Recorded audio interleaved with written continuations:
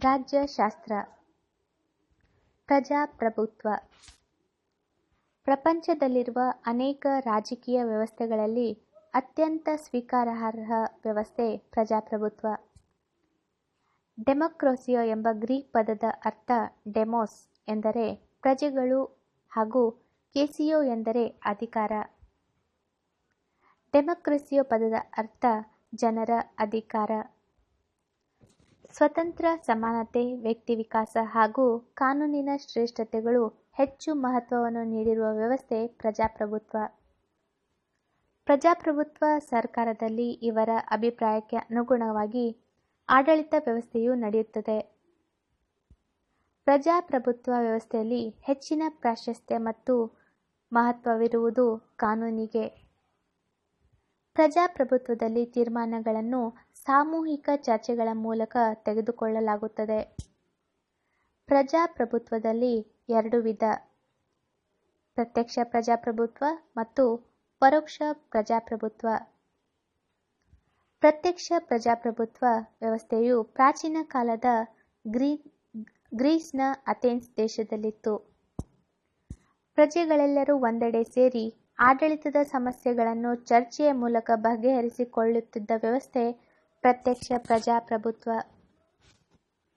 America, England ಮತ್ತು ಭಾರತ ದೇಶಗಳಲ್ಲಿ ಚಾಲ್ತಿಯಲ್ಲಿರುವ ಪ್ರಜಾಪ್ರಭುತ್ವ ವ್ಯವಸ್ಥೆ ಪರೋಕ್ಷ ಪ್ರಜಾಪ್ರಭುತ್ವ. ಪರೋಕ್ಷ ಪ್ರಜಾಪ್ರಭುತ್ವವನ್ನು ಪ್ರತಿನಿಧಿಗಳಿಂದ ನಡೆಯುವ ಪ್ರಭುತ್ವ ಎನ್ನುವರು. ಚುನಾಯಿತ ಸದಸ್ಯರು ಶಾಸನ ಸಭೆಯ ಸದಸ್ಯರಾಗಿ ರಾಷ್ಟ್ರದ ಆಡಳಿತ ಹಾಗೂ ನಿರ್ಣಯಗಳಲ್ಲಿ ಭಾಗಿಗಳಾಗುವ ವ್ಯವಸ್ಥೆ ಪರೋಕ್ಷ ಪ್ರಜಾಪ್ರಭುತ್ವ ವ್ಯವಸ್ಥೆ. ಆಡಳಿತ ಸರ್ಕಾರವು ಸದಾ ಎಚ್ಚರದಿಂದ ಕರ್ತವ್ಯಶೀಲತೆಯಿಂದ ಕೂಡಿರುವಂತೆ ಎಚ್ಚರ ವಹಿಸುವುದು ವಿರೋಧ ಪಕ್ಷಗಳು. ಚುನಾವಣೆಯಲ್ಲಿ ಬಹುಮತವನ್ನು ಪಡೆದ ಪಕ್ಷವು ಮುಂದೆ ಆಡಳಿತ ಪಕ್ಷವಾಗುತ್ತದೆ. ಪ್ರಜಾಪ್ರಭುತ್ವವು ಹಲವರ ಸರ್ಕಾರ, ಕೆಲವರಲ್ಲಿ ಅಂದರೆ ಕೇವಲ ಒಬ್ಬ ವ್ಯಕ್ತಿ, ಒಬ್ಬ ರಾಜನ ಅಥವಾ ಕೆಲವರ ಆಡಳಿತವಲ್ಲ, ಇದು ಎಲ್ಲರಿಂದಲೂ ನಡೆಯುವ ಆಡಳಿತ ಎಂದು ಪೆರಿಕ್ಲಸ್ ಹೇಳಿದ್ದಾರೆ. ಪ್ರಜೆಗಳಿಂದ ನಡೆಯುವ ಪ್ರಜೆಗಳಿಗಾಗಿ ಇರುವ ಸರ್ಕಾರ ಎಂದವರು ಅಬ್ರಹಾಂ ಲಿಂಕನ್.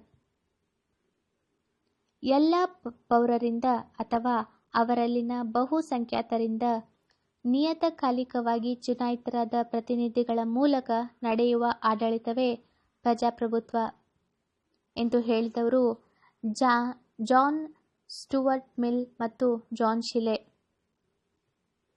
ಪ್ರಜಾಪ್ರಭುತ್ವದಲ್ಲಿ ಪ್ರತಿಯೊಬ್ಬ ಪೌರನಿಗೂ ನೀಡಿರುವ ಹಕ್ಕು ಮತದಾನದ ಹಕ್ಕು. ಭಾರತದಲ್ಲಿ ಇರುವ ಮತದಾನದ ಹಕ್ಕಿನ ಪದ್ಧತಿಯನ್ನು ಸಾರ್ವತ್ರಿಕ ವಯಸ್ಕ ಮತದಾನ ಪದ್ಧತಿ ಎನ್ನುವರು.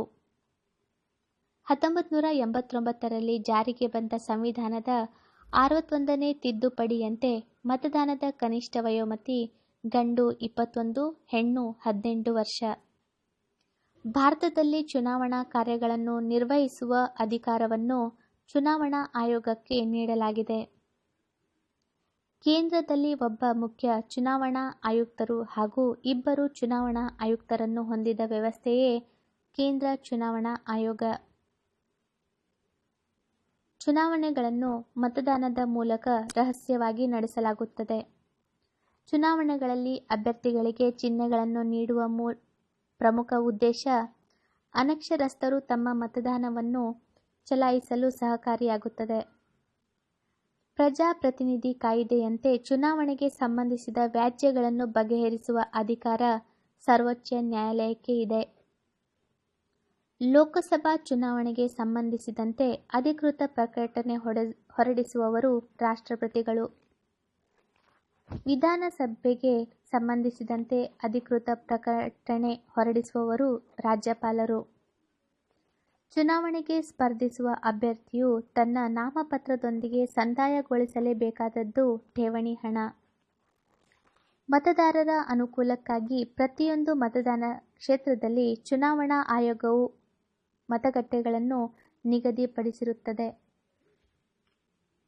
ಒಂದೇ ವಿಧವಾದ ರಾಜಕೀಯ ಅಭಿಪ್ರಾಯಗಳನ್ನು ಹೊಂದಿದ್ದು ಒಂದೇ ರಾಜಕೀಯ ಕೂಟವಾಗಿ ವರ್ತಿಸುತ್ತಾ ಸರ್ಕಾರವನ್ನು ಹಿಡಿತದಲ್ಲಿ ಇಟ್ಟುಕೊಳ್ಳಲು ಪ್ರಯತ್ನಿಸುವ ಸಂಘಟಕವಾದ ಪ್ರಜೆಗಳ ಒಂದು ಸಮುದಾಯವೇ ರಾಜಕೀಯ ಪಕ್ಷ ಎಂಬ ವ್ಯಾಖ್ಯೆಯನ್ನು ನೀಡಿದವರು ಗಿಲ್ಕ್ರೈಸ್ಟ್. ಇಂಗ್ಲೆಂಡ್, ಅಮೆರಿಕ, ಕೆನಡಾ, ಆಸ್ಟ್ರೇಲಿಯಾ ಈ ರಾಷ್ಟ್ರಗಳಲ್ಲಿರುವ ಪಕ್ಷ ಪದ್ಧತಿ ದ್ವಿಪಕ್ಷ ಪದ್ಧತಿ. ಭಾರತ ಮತ್ತು ಫ್ರಾನ್ಸ್ ಮುಂತಾದ ರಾಷ್ಟ್ರಗಳಲ್ಲಿರುವ ಪಕ್ಷ ಪದ್ಧತಿ ಬಹುಪಕ್ಷ ಪದ್ಧತಿ. ಆಡಳಿತ ಅಥವಾ ವಿರೋಧ ಪಕ್ಷಗಳಿಗೆ ಬೆಂಬಲ ನೀಡುವ ಅಧಿಕಾರ ಹೊಂದಿದ್ದ ಅಭ್ಯರ್ಥಿಗಳು ಪಕ್ಷೇತರರು. ಭಾರತದ ಪ್ರಮುಖ ರಾಷ್ಟ್ರೀಯ ಪಕ್ಷಗಳು ಭಾರತೀಯ ಜನತಾ ಪಕ್ಷ ಮತ್ತು ಕಾಂಗ್ರೆಸ್. ಎನ್ಡಿಎದ ವಿಸ್ತೃತ ರೂಪ ನ್ಯಾಷನಲ್ ಡೆಮೊಕ್ರಟಿಕ್ ಅಲಯನ್ಸ್.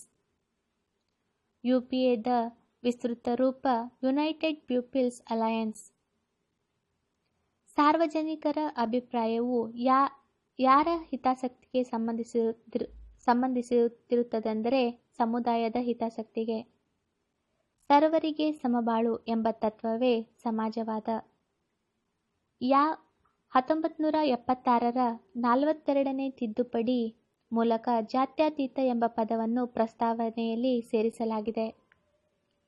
ಇತ್ತೀಚೆಗೆ ಸಮಾಜದ ಶಾಂತಿಗೆ ಭಂಗ ಉಂಟಾಗಿ ಅನೇಕ ಅಮಾಯಕ ಪ್ರಜೆಗಳು ಬಲಿಯಾಗುತ್ತಿರುವ ಘಟನೆ ಕೋಮುಗಲಭೆಗಳು. ರಾಷ್ಟ್ರದ ಅಸ್ತಿತ್ವಕ್ಕೆ ಅನಿವಾರ್ಯವಾದ ಸಂಗತಿ ಐಕ್ಯತೆ. ರಾಷ್ಟ್ರೀಯ ಐಕ್ಯತೆಯು ಜನತೆಯಲ್ಲಿನ ಒಗ್ಗಟ್ಟಿನ ಭಾವನೆಯನ್ನು ಒಳಗೊಂಡಿದೆ. ಪ್ರಾಂತೀಯತೆ, ಜಾತೀಯತೆ, ರಾಜಕೀಯ ಭೇದಗಳು, ಭಾಷಾ ಸಮಸ್ಯೆ, ಧಾರ್ಮಿಕ ಸಮಸ್ಯೆ, ಆರ್ಥಿಕ ಹಾಗೂ ಸಾಮಾಜಿಕ ಅಸಮಾನತೆಗಳು ರಾಷ್ಟ್ರೀಯ ಐಕ್ಯತೆಗೆ ಅಡ್ಡಿಯಾಗಿವೆ. ಸಾಮಾಜಿಕ ಸಮಾನತೆ ಹಾಗೂ ಆರ್ಥಿಕ ಸಮಾನತೆ ಇಲ್ಲದೆ ಪ್ರಜಾಪ್ರಭುತ್ವ ಯಶಸ್ವಿಯಾಗಲಾರದು.